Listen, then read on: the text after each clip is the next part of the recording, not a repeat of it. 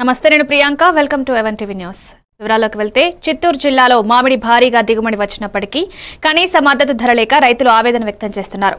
గతంలో ఫ్యాక్టరీ యజమానులు, వ్యాపారులు మామిడి కేజీకి కనీసం 12 రూపాయలు ఇవ్వాలని అంగీకరించినా అదిప్పుడు అమలవడం లేదని వాపోతున్నారు. ఈ నేపథ్యంలో బీసీవై పార్టీ అధ్యక్షులు బోడి రామచంద్ర యాదవ్ ఆధ్వర్యంలో మామిడి రైతులు చిత్తూరు కలెక్టర్ కార్యాలయాన్ని ఆశ్రయించారు. జాయింట్ కలెక్టర్ విద్యాధరికి వినతిపత్రం సమర్పించి వెంటనే కనీస మద్దతు ధర అమలు చేయాలని ప్రభుత్వాన్ని కోరారు. రైతులు పండించిన పంటకు గిట్టుబాటు ధర లభించకపోతే తీవ్రంగా నష్టపోతారని, దీని ప్రభావం తదుపరి పంటలపై పడనుందని హెచ్చరించారు.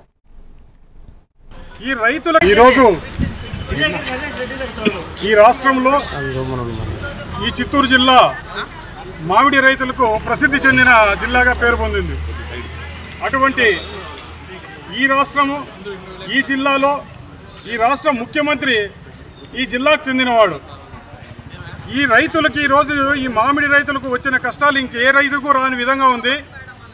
ఈ రైతుల కష్టాలు కనీసం చూసి ముఖ్యమంత్రి గారు ఇప్పుడైనా చెల్లించి వెంటనే ఏ ధర అయితే ప్రకటించారో మినిమం 12 రూపాయలన్నా ఈరోజు రైతుకు మద్దతు ధర ప్రకటిస్తే కానీ రైతుల పరిస్థితి బాగుపడే పరిస్థితి అయితే కనబడలేదు.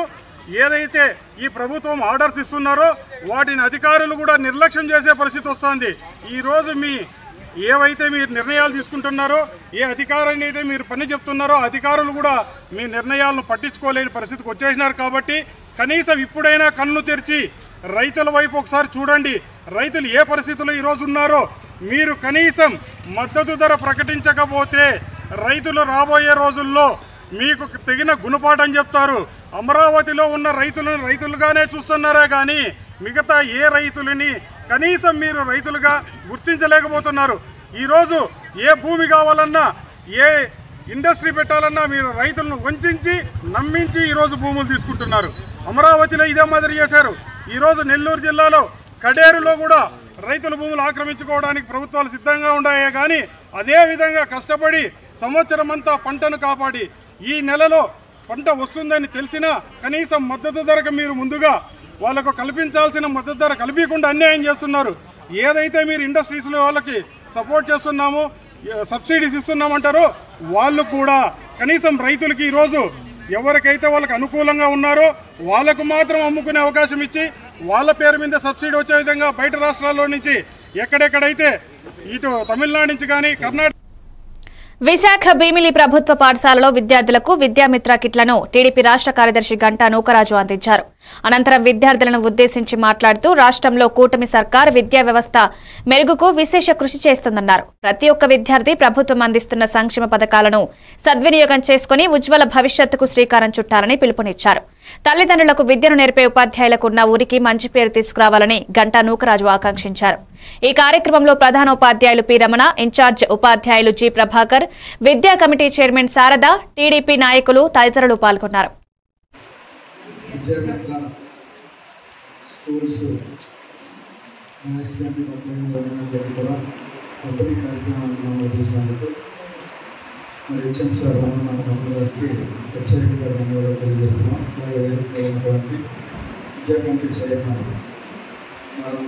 అలాగే నూతనంగా వచ్చేసినటువంటి టీచర్స్ కూడా పేరు పైన ప్రత్యేకంగా ధన్యవాదాలు. అలాగే నా తెలుగుదేశం పార్టీ నాయకులకు కూడా నాగరాజు గారికి, రామ గారికి, అలాగే మురళి గారికి, మాస్టర్ గారికి, గౌతరాజు గారికి, అప్పలరావు గారికి, అలాగే మా గురుమూర్తి గారికి అందరికీ పేరు పేరున ప్రత్యేకంగా ధన్యవాదాలు. అలాగే గుడ్ మార్నింగ్ ఆల్ చిల్డ్రన్స్కి. అందరూ కూడా చక్కగా చదువుకోవాలని ఈరోజు మరి తెలుగుదేశం పార్టీ నూతనంగా వచ్చిన తర్వాత ఈ రాష్ట్ర వ్యాప్తంగా ఉన్నటువంటి విద్యా వ్యవస్థను పెట్టాలని మరి లోకేష్ బాబు గారు విద్యాశాఖ మంత్రిగా ఉండి ఇదంతా కూడా పాదయాత్రలో పడుతున్నటువంటి బాధలకు అనుకూలంగా పిల్లలు ఏ విధంగా తీర్చిదిద్దాలి, స్కూల్స్ ఏ విధంగా నడిపించాలి, పిల్లలకి ఏ విధమైన ఆలోచన చేయాలనే ఉద్దేశంతో నారా చంద్రబాబు నాయుడు గారు, పవన్ కళ్యాణ్ గారు, లోకేష్ బాబు గారు, మోడీ గారి సహకారంతో ఈరోజు పరిపాలన గాడితప్పిన పరిపాలన నుంచి గాడిలో పెట్టి మొన్న రీసెంట్గా 189 సందర్భంగా పిల్లలందరికీ కూడా బట్టలతో పాటు స్కూల్ కిట్స్ అన్నీ కూడా నాణ్యతతో కూడిన ఇవ్వాలనే ఆలోచనతో స్కూల్స్ తెలిసిన వెంటనే మరి పెట్టడం జరిగింది. దాంతోపాటు అదే రోజు వెళ్ళు తల్లికి వందనం, ఎంతమంది పిల్లలు ఉంటే అసెంబ్లీ ఎన్నికలకు ముందు ఇచ్చిన హామీలను అమలు చేయాలని డిమాండ్ చేస్తూ వైఎస్ఆర్సీపీ యువజన విభాగం ఆధ్వర్యంలో చిత్తూరు కలెక్టర్ కార్యాలయం ఎదుట యువత పోరు కార్యక్రమం నిర్వహించారు. డిగ్రీలు చేతిలో ఉన్న ఉద్యోగాలు లేని యువత ప్రభుత్వం మళ్లీ తమను మోసం చేసిందని ఆగ్రహం వ్యక్తం చేశారు. ఎన్నికల ముందు కూటమి ప్రభుత్వం సీఎం చంద్రబాబు నాయుడు యువతను అన్ని విధాలుగా ఆదుకుంటామని ఎన్నో హామీలు ఇచ్చారు. కానీ అధికారంలోకి వచ్చి సంవత్సరం పూర్తయినా మేనిఫెస్టోలో ఇచ్చిన ఒక్క హామీ కూడా నెరవేర్చలేదని మండిపడ్డారు.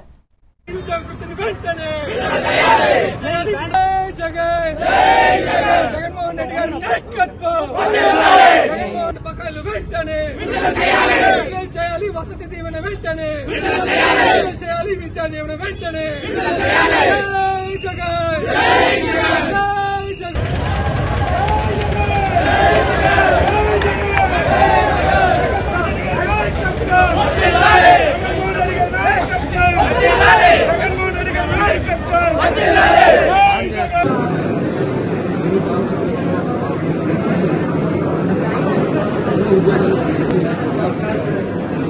శ్రీ వైఎస్ జగన్మోహన్ రెడ్డి గారి ఆదేశాల మేరకు కూటమి ప్రభుత్వం ఏర్పడి సంవత్సర కాలమైన కూడా నిరుద్యోగులకు నిరుద్యోగ వృత్తి ఇవ్వలేదు. రాష్ట్ర వ్యాప్తంగా ఉన్నటువంటి విద్యార్థులకు ఫీజు రీయింబర్స్మెంట్ బకాయిలు దాదాపు 72,000 కోట్ల ఫీజు రీయింబర్స్మెంట్ బకాయిలు పడ్డారు. దీనివల్ల దాదాపు వేలాది మంది విద్యార్థులు ఉన్నత చదువులు చదువుకోవడానికి చాలా ఇబ్బంది పడుతున్నారు.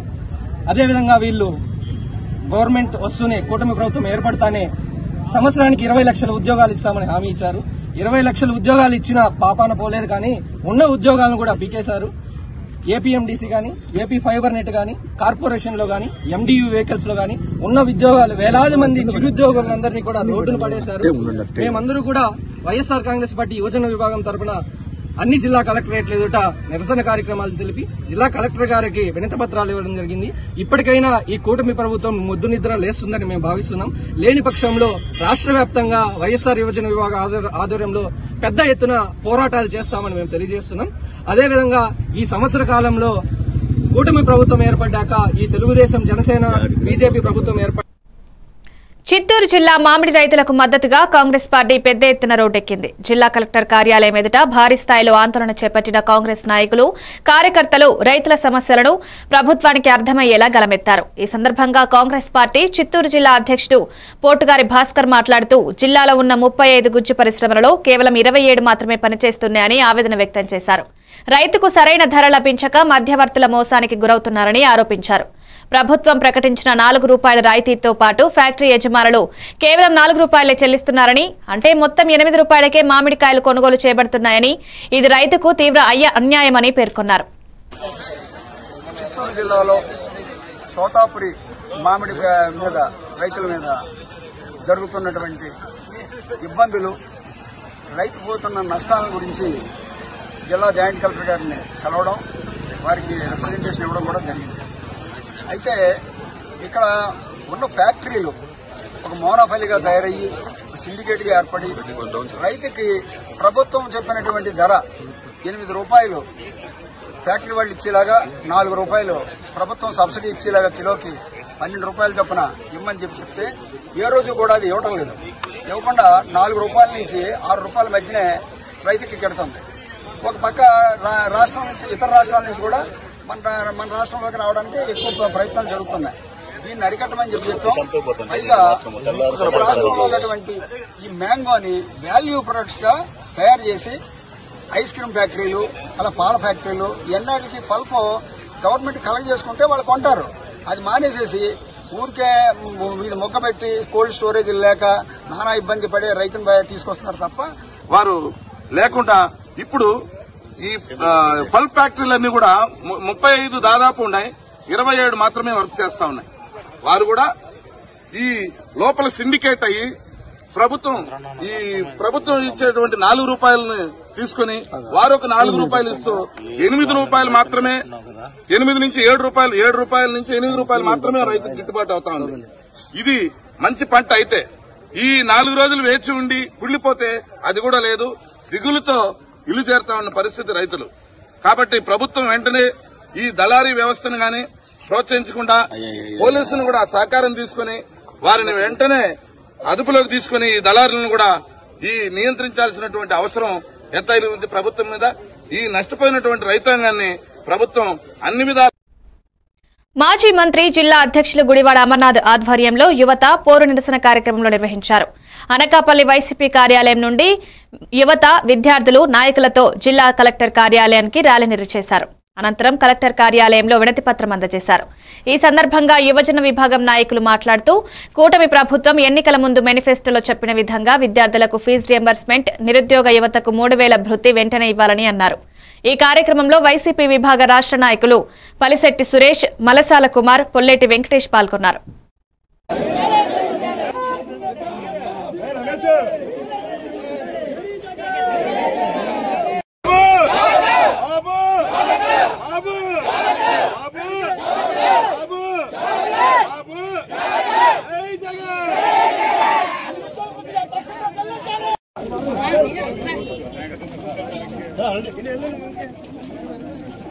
వెంకటేష్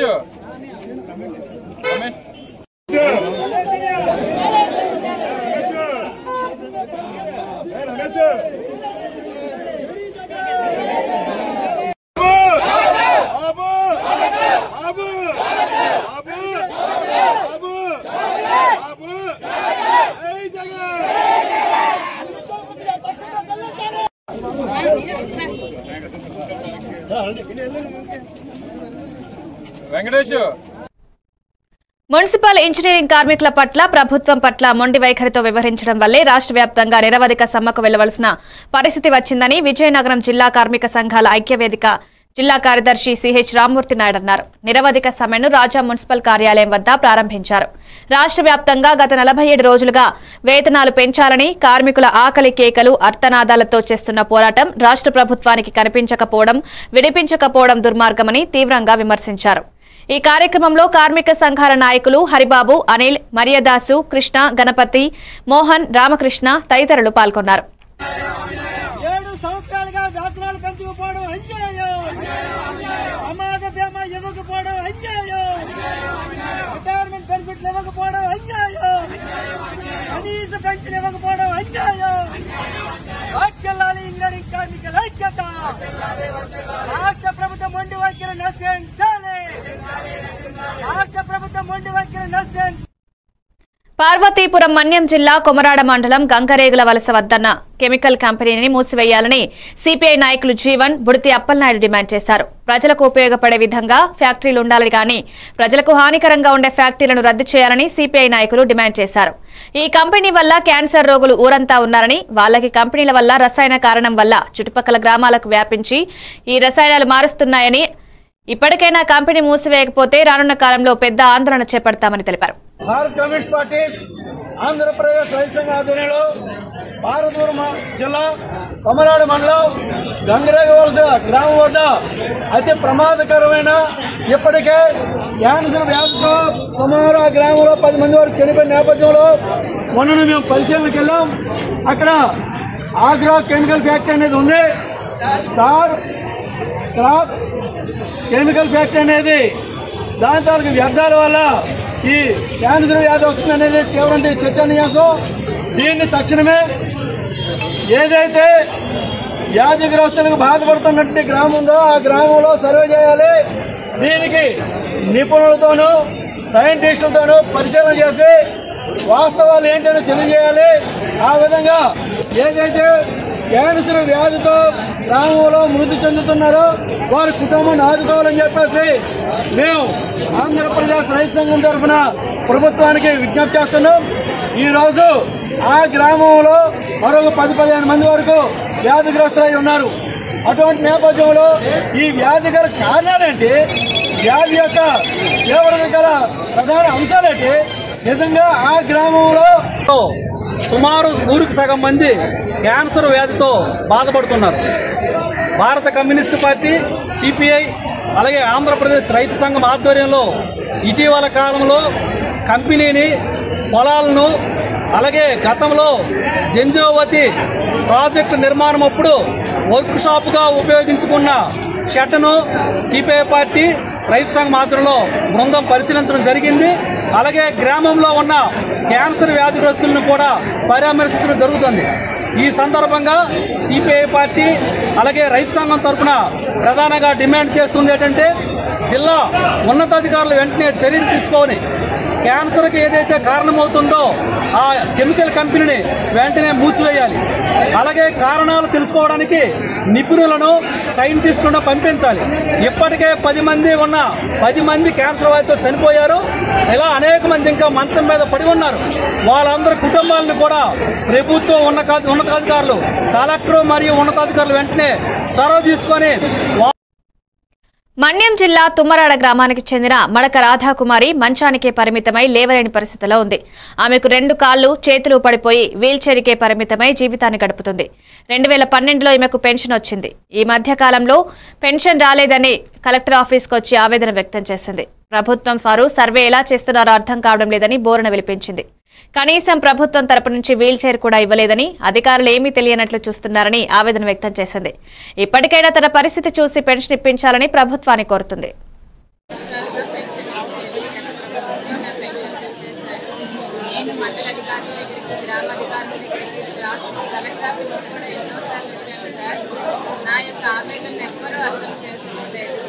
మీరైనా నన్ను అర్థం చేసుకుని నాకు పెన్షన్ ఇప్పించగలరని వేడుకుంటున్నాను. 100% పోలియో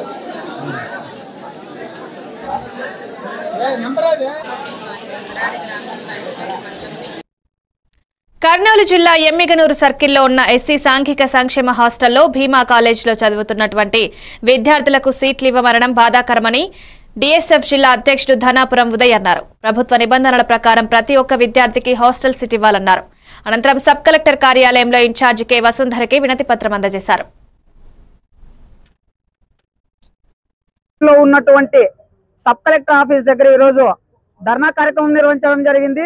ముఖ్య ఉద్దేశం ఏమంటే ఆదోని డివిజన్ లోన ఎమ్మిగనూరు సర్కిల్లో ఉన్నటువంటి ఎస్సీ సాంఘిక సంక్షేమ హాస్టల్లోన విద్యార్థులు తల్లిదండ్రులు సీట్ అడగడానికి పోతే ఈరోజు ఈ పాప వాళ్ళు 3 విద్యార్థులు ఈరోజు మొన్న శనివారం రోజున హాస్టల్ సీట్ కావాలనేసి అడగడం జరిగింది. తల్లిదండ్రులు వాళ్ళు పోయి మరి మేడం గారు ఏ విధంగా మాట్లాడడం జరిగిందంటే తల్లిదండ్రులకు మీకు సీట్ ఇవ్వము, ఏం చేసుకుంటారో చేసుకోబోండి అనే ఉద్దేశంతో ఈరోజు అసభ్యకరంగా మాట్లాడడం జరిగింది.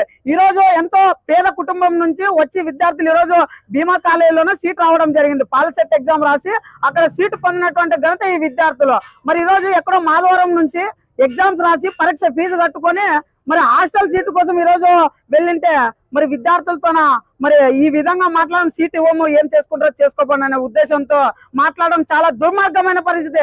ఈ రోజు సబ్ కలెక్టర్ గారికి వినతి పత్రం ఇవ్వడం జరిగింది. ఈ సమస్య పైన తక్షణమే విచారణ జరిపిస్తామని హామీ ఇవ్వడం జరిగింది. ఈరోజు భీమా కాలేజీలో చదువుతున్నటువంటి విద్యార్థులకు సీట్ ఇవ్వకూడదు అనేది ఏదైనా ప్రభుత్వ నిబంధనలు ఏమైనా ఉన్నాయా? మరి లేవు కదా. ఈరోజు అప్లై చేసుకున్నటువంటి ప్రతి ఒక్క విద్యార్థికి ప్రతి ఒక్క సాంఘిక సంక్షేమ హాస్టల్లోన సీటు కేటాయించాలనేది ప్రభుత్వ నిబంధనలోనే ఉన్నాయి. మరి ఈరోజు కేటాయించకపోవడం అనేది చాలా దుర్మార్గమైన పరిస్థితి. అవసరమైతే ఈ విద్యార్థులను హాస్టల్ దగ్గరకు పిలుచుకుపోయి కూడా ధర్నా పెట్టేందుకు డిఎస్ఎఫ్ విద్యార్థి సంఘంగా మేము ముందుండబోతామని ఉన్నత అధికారులు ఇప్పటికైనా స్పందించాలని మరి వార్డెన్ ఎవరైతే ఆ విధంగా మాట్లాడినారో ఆ మేడం పైన తక్షణమే విచారణ జరిపి చిత్తూరు జిల్లా కాణిపాకంలో శ్రీ వరసిద్ధి వినాయక స్వామి పుణ్యక్షేత్రంలో ఈ సోమవారాన్ని పురస్కరించుకుని భక్తితో నిండిపోయింది. ఆలయ ప్రాంగణం దీపకాంతులతో తేజోమయంగా మారి భక్తులకు ఆధ్యాత్మిక అనుభూతిని కలిగించింది. స్వామివారు బుద్ధి సిద్ధి సమేతంగా భక్తుల కోసం ఊంజల సేవలో దర్శనమిచ్చారు. పూజారులు బాబుస్వామి ఆధ్వర్యంలో ఊయల సేవ అనంతరం హారతి నిర్వహించారు. స్వామివారికి ఘనంగా హారతివ్వడమే గాక భక్తులకు తీర్థ ప్రసాదాలు పంపిణీ చేశారు.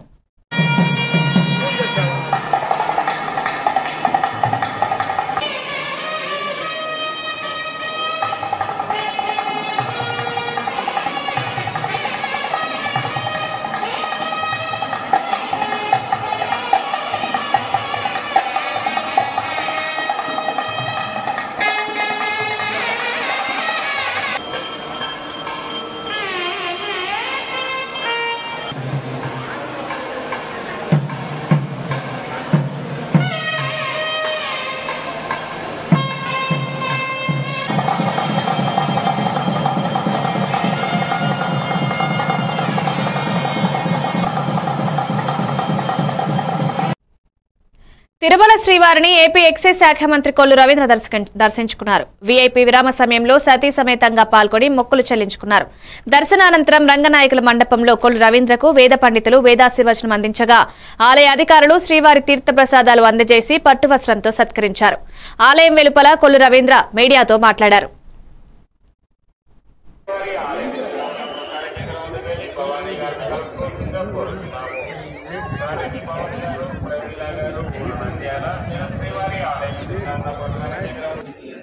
శ్రీ వెంకటేశ్వర స్వామివారి దివ్య దర్శనాన్ని ఈరోజు దర్శించుకోవడం జరిగింది. తప్పకుండా స్వామివారి ఆశీర్వచనాలతో గౌరవ ముఖ్యమంత్రి వర్యులు చంద్రబాబు నాయుడు గారు, పవన్ కళ్యాణ్ గారు మరి ఈరోజు సంవత్సరం కాలం పూర్తవుతుంది. ఈ సంవత్సర కాలంలో ప్రజలు ఆశించిన విధంగా అనేక సంక్షేమ కార్యక్రమాలు, అభివృద్ధి కార్యక్రమాలతో ఈ రాష్ట్రం ముందుకెళ్తా ఉంది.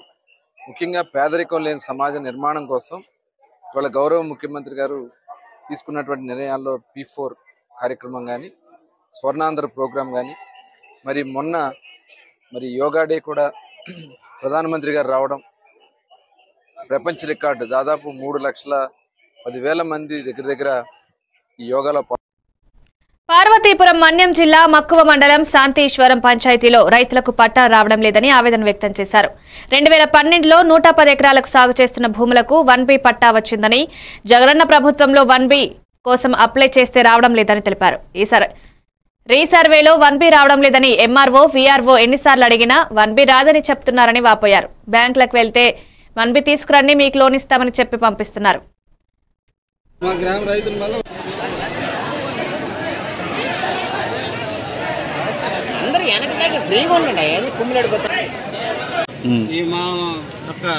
వీళ్ళంతా కూడా రైతు కుటుంబంలో ఉన్నారు. అందరూ చాలా సన్నకారు రైతులు. అందరికీ 1 ఎకరా 2 ఎకరాలు మాత్రమే ఉన్నాయి. అయితే మాకు గత 2012లో మాకు అందరికి డీ పట్టా రూపంలో మాకు ఇవ్వడం జరిగింది. మాకు పాస్ పుస్తకాలు ఇచ్చున్నారు. అయితే మన జగనన్న భూరక్ష కార్యక్రమంలో భూ సర్వే చేయడం జరిగింది. ఈ భూ సర్వేలో అందరికీ ఆ భూ సర్వే మొత్తం అంతా తప్పులు, అంతా తడకలుగా ఉన్నాయి. ఈ యొక్క భూ సర్వేలో మొత్తం ఉన్న పుస్తకాల కింద మొత్తం తరం కట్టిన గయ్యాల కింద మారిసి ఇచ్చారు. అయితే ఇప్పుడు మేము ఒక బ్యాంకుల్లో రుణాలు వాడి ఉన్నాము.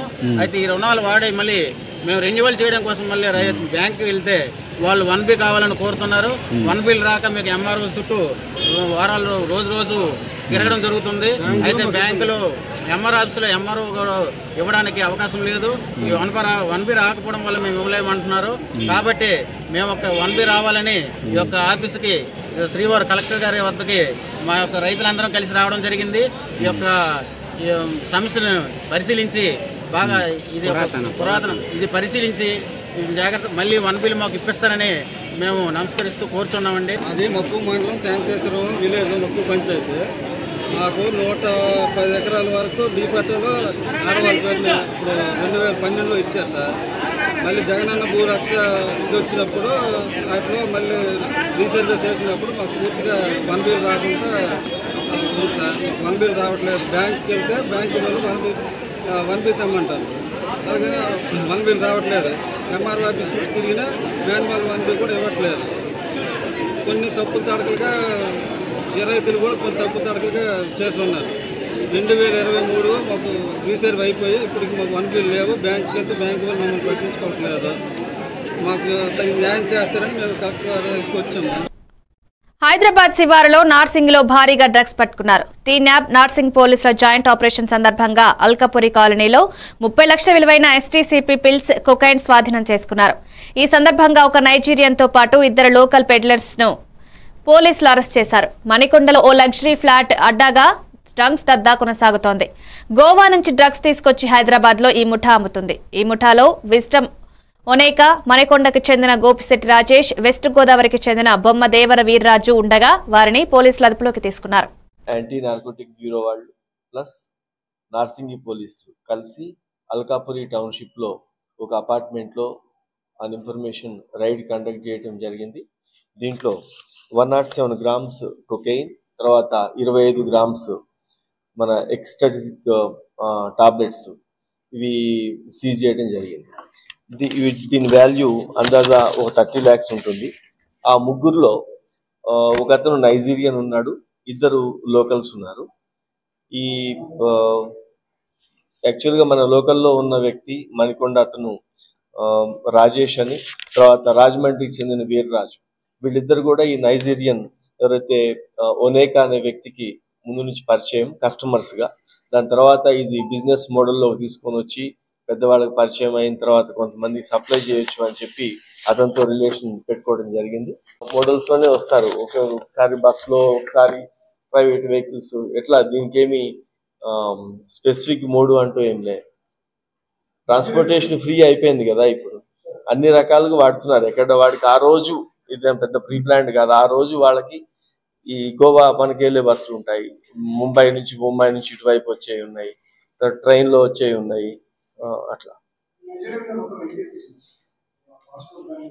పాస్పోర్ట్ మీద ఒక కేసు ఉంది అప్పుడు, ఇప్పుడు ఈ కేసు ఇప్పుడు రిజిస్టర్ చేయడం జరిగింది. తర్వాత 2022లో వీళ్ళ ముగ్గురు మీద రాయదుర్గంలో కూడా ఒక కేసు కట్టారు, సేమ్ ఇది ఇలాంటిదే. కాబట్టి దాంట్లో కూడా బెయిల్ క్యాన్సిలేషన్ చేస్తున్నాం.